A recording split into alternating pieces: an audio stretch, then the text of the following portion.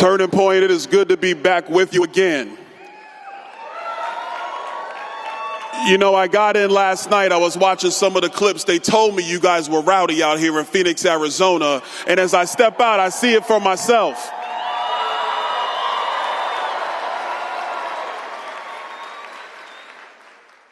Today, in 2025, as we turn the calendar into 2026, the heartbeat of the conservative movement is here at Turning Point USA.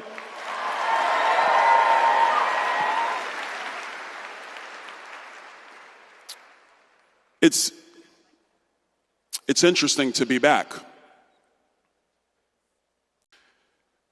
I never thought I would be back under these circumstances. Our movement has really been defined by two fighters. You ever see those memes, choose your fighter? Everybody's seen those, right?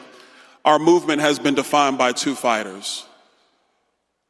The first is the 47th president of the United States, Donald Trump.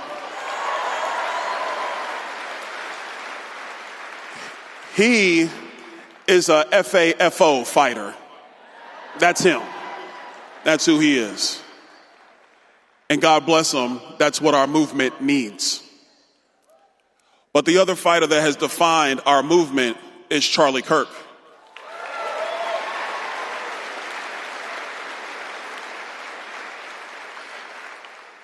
I remember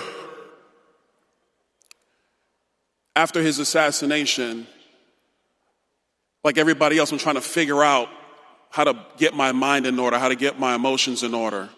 And what came to my mind and what came to my spirit was the verse that defined the other fighter of our movement, Charlie Kirk. And that's found in 2 Timothy 1:7. For God has not given us a spirit of fear and timidity, but of power, love, and self-discipline. You see, Charlie was a fighter who wore the armor of God. He was a fighter that tried to embrace those even when they disagreed with him, even when they vehemently disagreed with him, when they disrespected him. He still tried to find some scintilla of a common ground to reach those hearts, to reach those minds. In part, that is what has built Turning Point USA. Because the young people in this room, from whatever high school you come from, whatever college you attend, the conservative movement was not speaking to you until Charlie Kirk came along.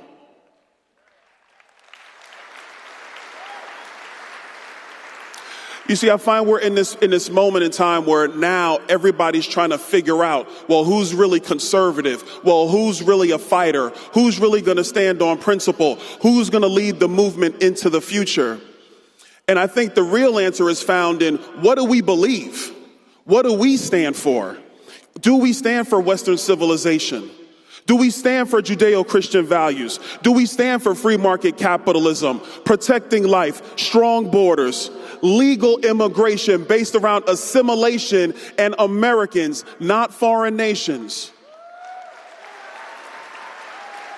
A limited federal government that is controlled by the confines of the United States Constitution, the nuclear family, protecting puberty. Boys are meant to be men. Girls are meant to be women.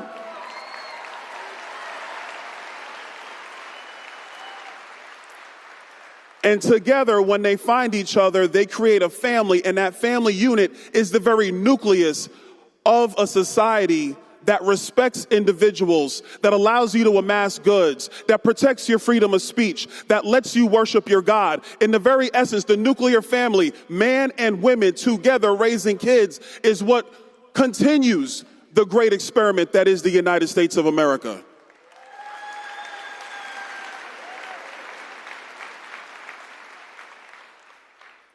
But I find in this moment we're trying to figure out, well, who's going to be the next? That's the wrong question. What comes next is, what are we going to stand on? What are we going to believe in? And here's the broader question. How are we going to define the boundaries of the movement? You see, I'm very clear on this. I don't have a spirit of fear and timidity. I don't. I believe in standing firm on what you believe in. You go to any quarter to debate it. If someone disagrees with you, fine, so what? But if you're going to be in this movement long term, you got to have a spirit of power. You got to be willing to go to places they don't want to hear from you. You got to be willing to stand for the ideals that make America great. You know, like law and order, like standing behind our police.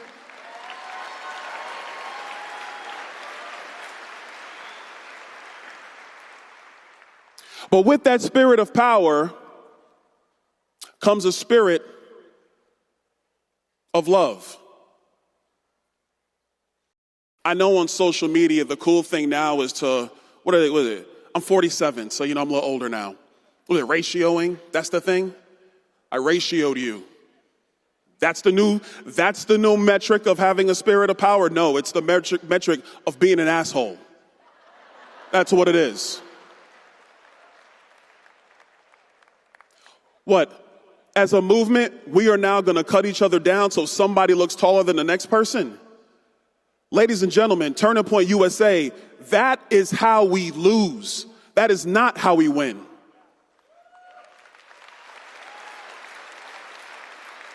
And I believe that we have to have a spirit of yes power, but also a spirit of love, because there are young people in the United States who will never go to a Turning Point event. But you have to find them where they are and try to figure out how to communicate them without degrading them. That is the future of convincing hearts and minds to choose the conservative path, to choose Western civilization in America.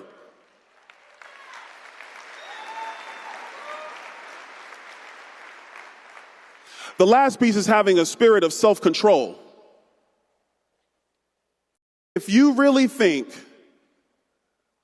that coping and seething is the path to victory, you're fooling yourselves. I've been in the conservative movement for 15 years. Here's what I know. The path to victory is a movement united based around core principles that knocks doors, that goes speaks to voters, that registers them to vote, and gets them out to the polls. That's victory. Victory is finding leaders who stand by these principles. And do you agree with them every single time? No.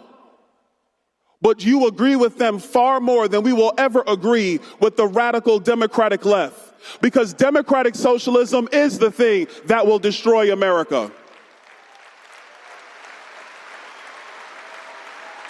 Radical Sharia is the thing that will destroy America. Stealing puberty from young people is the thing that will destroy America.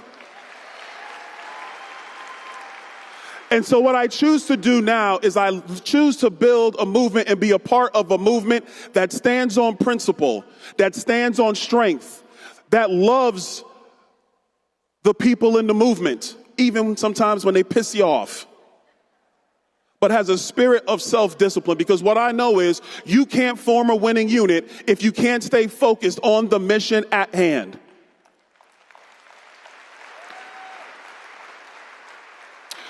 Two years ago, Turning Point, the conservative movement, we were all united because we were witnessing in real time democratic socialism crossing the entire United States of America. And as a movement, we stood firm, we stood tough, and we said hell no, and Donald Trump is now president of the United States.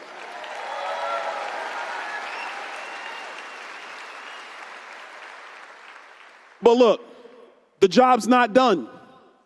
There are elections next year, and you know what? We have to go back into the well. We got to find that reservoir. We got to know what we stand for and what we believe in, and whether it's here in Arizona with Andy Biggs, if it's Wisconsin with Tom Tiffany, members of Congress up and down the list, state legislators, state senators, city councilmen, we have to continue to replenish our ranks, and we only do that when we work together.